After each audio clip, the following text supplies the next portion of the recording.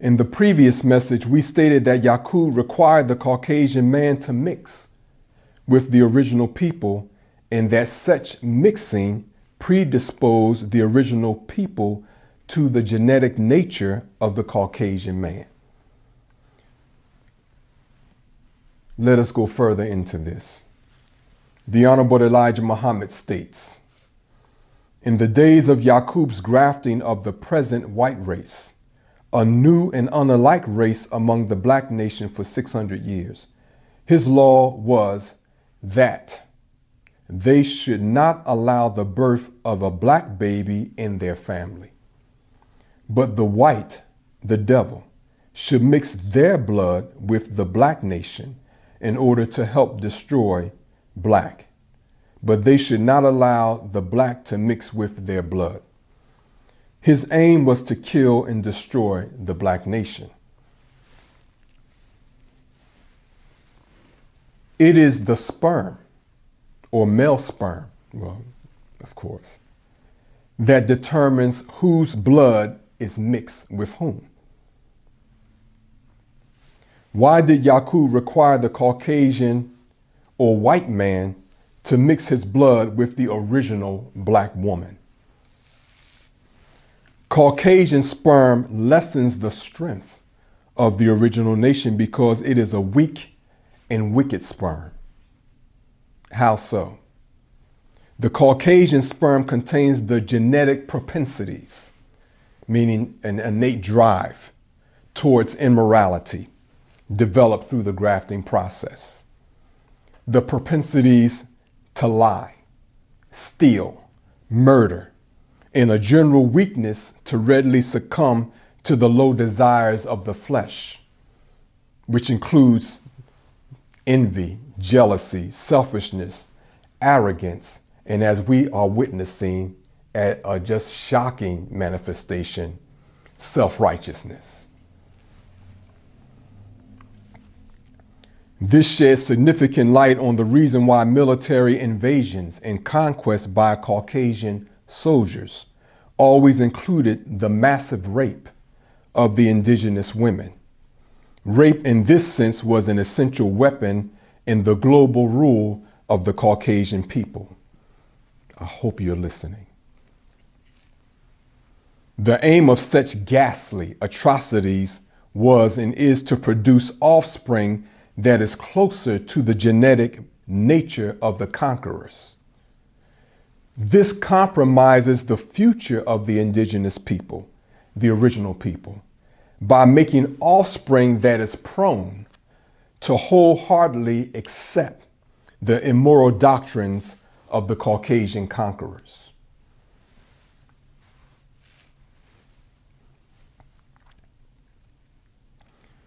Again, Yakub also required that the Caucasian man keep the original black man from mixing with the Caucasian woman for several reasons.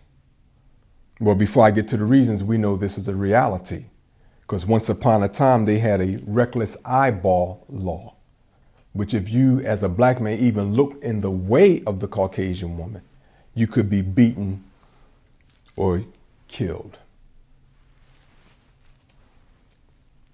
Here's the reasons why Yakub required the Caucasian man to keep the black man at bay from the Caucasian woman.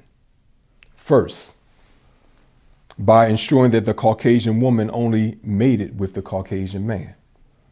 Ideally guaranteed that the genetic predispositions to deceive, assault, and murder the original people persisted through the generations of the Caucasian people, especially the Caucasian people of the Western Hemisphere.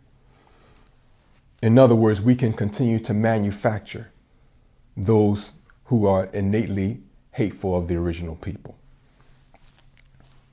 So this makes racism, even structural racism, a genetic predisposition to attitudes of hatred towards the original people.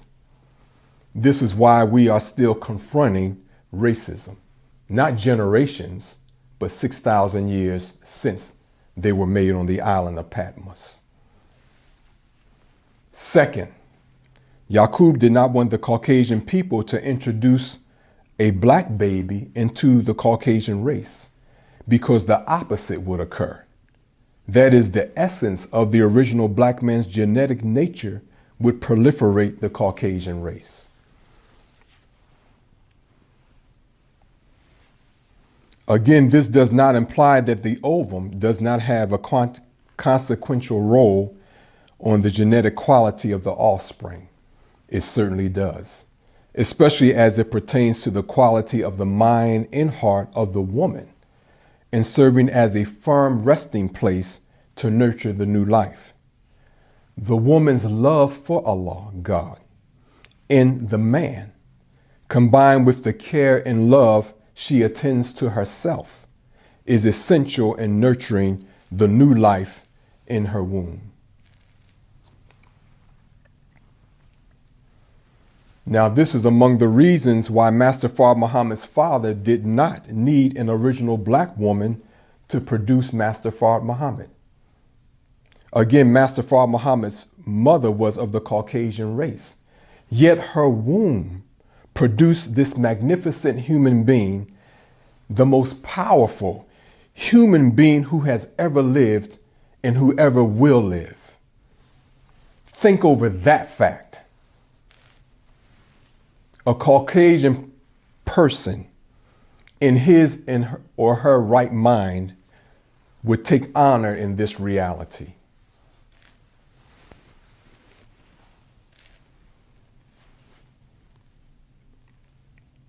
But most of you are not in your right mind. But that's what we're trying to help you do. Well, does this mean that any Caucasian woman has the potential to produce powerful, God-like human beings? Emphatically, yes. However, this potential is compromised by the quality of her heart and by the quality of the man's sperm. A racist-minded heart or sperm will continue to bring forth devils from the wombs. That is, of any woman, including the original black man, woman.